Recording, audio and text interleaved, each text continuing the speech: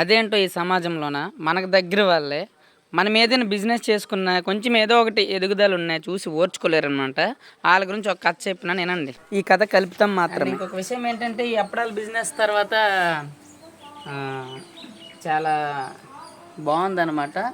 చక్కగా ఉంది, అందరు కూడా చాలా బాగున్నాయని మనకి మెసేజ్ పెట్టారు. అలాగే బిజినెస్ చాలా బాగుంది. నేను కూడా ఇదిగో ఈ చైన్ కూడా కొనుక్కున్నాను అనమాట. అయితే ఇది కొనుక్కున్నానని చెప్పేసి మా ఊళ్ళో నొక్కలు అనమాట, అంత మంచిగా బిజినెస్ అయిపోతుందే అని చెప్పేసి స్పృహ తప్పి కింద పడిపోండ్రు అనమాట. ఎందుకంటే ఈ చైన్ నేను కొన్నాను కదా, మీకు తెలిసిన కదా, ఏదైనా మనం చేస్తే మన దగ్గర వాళ్ళు తట్టుకోలేరు. అయితే నేను కూడా హాస్పిటల్కి పలకరించడానికి వెళ్ళాను. చాలా సివియర్ కండిషన్ అని చెప్పారనమాట. అయితే నేను ఆ సివియర్ కండిషన్లో ఉండి కూడా నేను వెళ్తేప్పుడు బాగున్నావా అని అంటే మాట్లాడి అది ఆ చైన్ ఎప్పుడు కొన్నావు అని ఎంత అయింది అని అడిగారనమాట. ఆ పేషెంటే అడిగితే నేను చెప్పాను మొన్నే కొన్నాను, 800 రూపాయలు అయింది, గ్యారెంటీ చైన్ అని.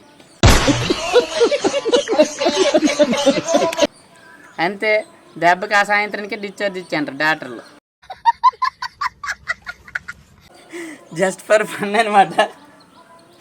అంటే ఏదైనా ఒకటి చేస్తున్నప్పుడు మన చుట్టుపక్కల కొంతమంది, అందరు కాదు, అంటే మనకి ఎవరో ఒకరు మన దగ్గర వాళ్ళు వారం లేరనమాట. ఏదైనా చేస్తే ఏదో ఒకటి ఒక విషయం చెప్పడమో లేకపోతే దాని గురించి తప్పుగా చెప్పడమో ఇదేనా అదని అలా ఉండొద్దు ఎప్పుడు కూడా లైఫ్లో.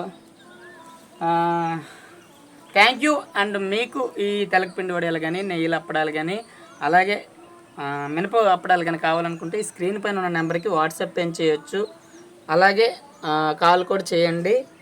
మీకు వివరాలన్నీ చెప్తాము, ఎంత రేట్ ఏంటన్నది. మీరు ఈ దేశంలో ఎక్కడున్నా కానీ మీ దగ్గరికి కొరియర్ చేయగలుగుతాం అనమాట.